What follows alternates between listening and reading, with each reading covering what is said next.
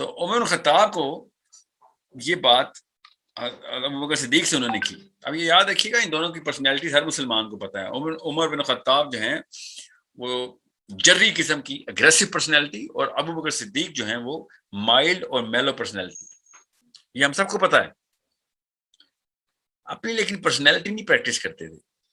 یہ وہ شخصیات تھیں جو اللہ کا قانون پریکٹس کرتے تھے. ان کو پتا تھا کہ یار میری یہ خاص ایک امتزاج ہے، میرا فلیور ہے، ایک میری سائیکالوجی ہے، اس کو میں نے اللہ کے قانون کی تابع کرنا ہے. اب یہ ٹریننگ ابو بکر خطاب کو کون دے رہا ہے؟ ابو بکر صدیق خود. سوچیں ذرا کہ جو عرب کے لیے ٹیرر کی سٹیٹمنٹ تھا، ٹھیک ہے، عمر بن خطاب. یہ میں ڈائریکٹ سٹیٹمنٹ کوٹیشن دے رہا ہوں، ابو بکر صدیق کے منہ سے ارشاد فرمائی گئی، کیونکہ انہوں نے عمر بن خطاب سے جا کے باتیں کی اور کہا کہ فائدے بہت ہیں، ایک دفعہ بات کرنے میں کیا حرج ہے، بات تو کر لو ہمارے بارے میں. اور عمر بن خطاب رضی اللہ تعالیٰ عنہ ابو بکر صدیق کے پاس آئے اور انہوں نے کہا کہ کیونکہ ابو بکر صدیق شورا کے بغیر فیصلہ نہیں کرتے تھے. ابھی شورا نہیں کال ہوئی تھی کہ عمر بن خطاب نے پہلے ہی اپنا ایک مشورہ دیا کہ اس میں فائدے بھی ہیں، نقصان تو ہیں مگر فائدے بھی ہیں، کہ اگر ہم ان کو یہ والا جو ہے نا امینڈمنٹ کر دیں ان کے لیے. تو اب 6.5 فٹ کے عمر بن خطاب، ٹھیک ہے، اور 5 فٹ 5 انچ کے ابو بکر صدیق، ٹھیک ہے. دیکھیے ذرا سین کیا چل رہا ہے ادھر. یہ لوگ کھڑے ہوئے ہیں اور عمر بن خطاب کی داڑھی ابو بکر صدیق نے پکڑ لی، اور حضرت ابو بکر صدیق نے اس وقت کیا کہا سب کے سامنے کہ جاہلیت کے تیار، کہ تو جاہلیت میں اتنا بڑا ٹیرر تھا عرب کے لیے، اور اسلام میں آ کے تو خوار ہو گیا، تو کمزور ہو گیا اسلام میں آ کے، تو حکمتیں دکھا رہا ہے مجھے. یا ابو بکر صدیق عمر بن خطاب سے کہہ رہے ہیں یاد رکھنا جب یہ واقعہ میں تمام تر مسلمانوں کے علماء کرام کے اوپر، اسپیشلی اوورسیز مسلمانوں کے علماء کرام پر دیکھتا ہوں نا، تو مجھے سمجھ نہیں آتی کہ یا تو ان کو سائیکالوجی نہیں سمجھ آئی صحابہ کی، یا ان کو قرآن پاک کی سائیکالوجی سمجھ نہیں آئی، یا پھر ان کو اپنی سائیکالوجی کچھ زیادہ ہی سمجھ آ گئی ہے جہاں پہ یہ رہتے.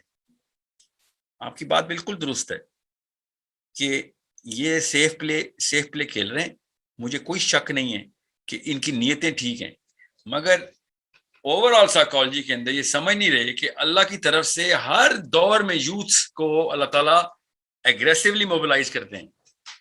آج تک کے زمانے میں ایک ٹائم بھی دکھا دیں کہ یوتھ کی انرجی لیول لو ہو اور بزرگان کی زیادہ ہوئی ہو towards doing the right thing. یہ لوگ سمجھ نہیں رہے کہ یوتھ کو موبلائز کرنے کے لیے صرف اور صرف ایبسولوٹ ٹروتھ دینا ضروری ہے. سام ہاؤ وہ والی حکمت دکھا جاتے ہیں اور دکھاتے ہیں.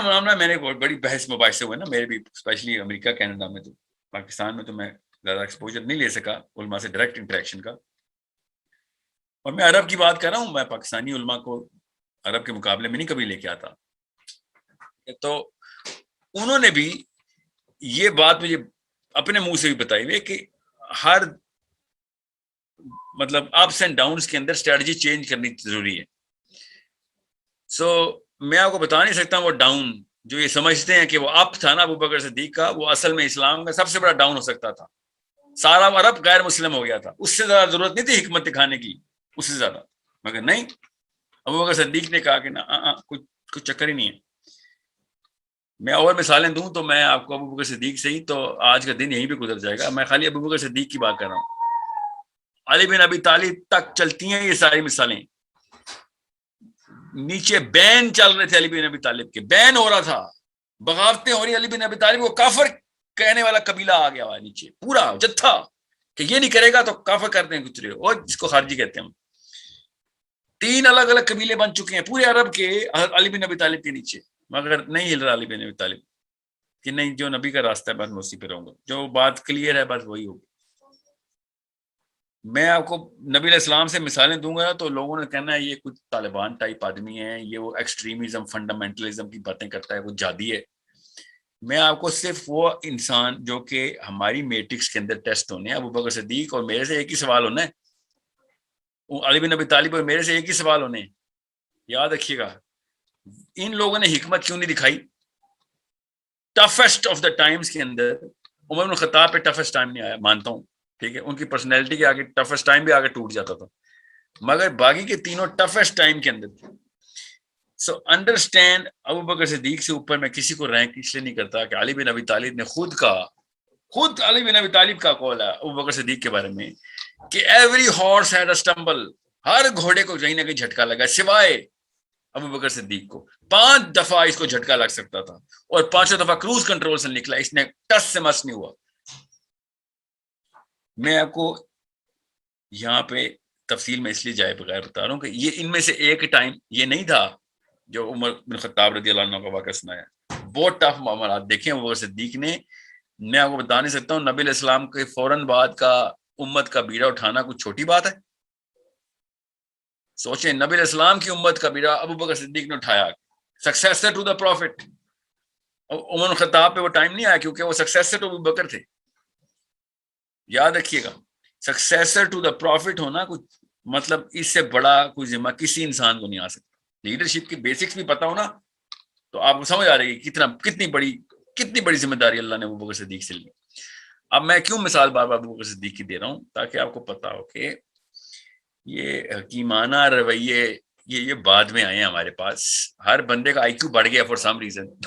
ہمارے صحابہ کے اتنے آئی کیو نہیں تھے نعوذ باللہ، اور عام مولوی کا اتنا آئی کیو ہو گیا کہ ٹیکنیک سے باتیں کرے گا اور بس اپنی لوکلائزڈ پاور کو اپنی لوکلائزڈ، شام میں شامی، عرب میں عربی، سوڈان میں سوڈانی، پاکستان میں پاکستانی، بنگلہ دیش میں بنگالی، اپنی لوکلائزڈ پاور کو بھی خوش کر رہا ہے اور ساتھ ساتھ کام بھی کرنے کی کوشش کر رہا ہے. کیا میں کہہ سکتا ہوں بدنیت ہے؟ اللہ کی قسم بدنیت نہیں، کوئی بدنیت نہیں ان میں سے.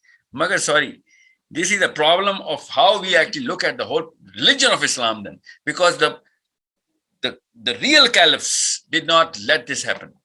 اور میں سب سے زیادہ ضروری اس بات میں حسین علیہ السلام کو سمجھتا ہوں کہ وہ بغیر خلیفہ ہوئے وہ والے تمام تر معاملات پورے کرتے رہے. ان کو کیوں حکمت نہیں آئی تھی یہ والی جو ہمارے علماء کو آ گئی، اپنے بچے تک قربان کرنے کے لیے سامنے آ گئے. نہیں، غلط چیز کے آگے میں نے نہیں جھکنا. سوری، چاہے مار دو چاہے میرے بچے مار دو، مطلب کون سی حکمت ہے علی اصغر کو مروانا، شہید کروانا؟ کون سی حکمت ہے یہ؟ ان کو پتہ نہیں کہاں سے حکمت سمجھ آتی ہے جو کہ مجھے نہیں سمجھ آتی. بہرحال the question is not about کرنا کیا ہے، تو کوشچن is سوچنا کیسے ہے. تو سوچنا تو بالکل میں تو سراسر ان کو غلط مانتا ہوں جو حکیم بننے بیٹھے ہیں. وہ الگ بات ہے، میں ان کے فلسفے کو غلط مان رہا ہوں. مجھے پتا ہے، میں ایسے ڈیپ لیول پہ جانتا ہوں ان لوگوں کو. میں آپ کو بتا رہا ہوں ان سے زیادہ خوشنیت بندے بھی میں نے نہیں کہیں دیکھے. اس نار اباؤٹ کے ایک دم ایسے رد کر کے سائڈ پہ پھینک دینا، مگر یہ فلسفہ اسلامی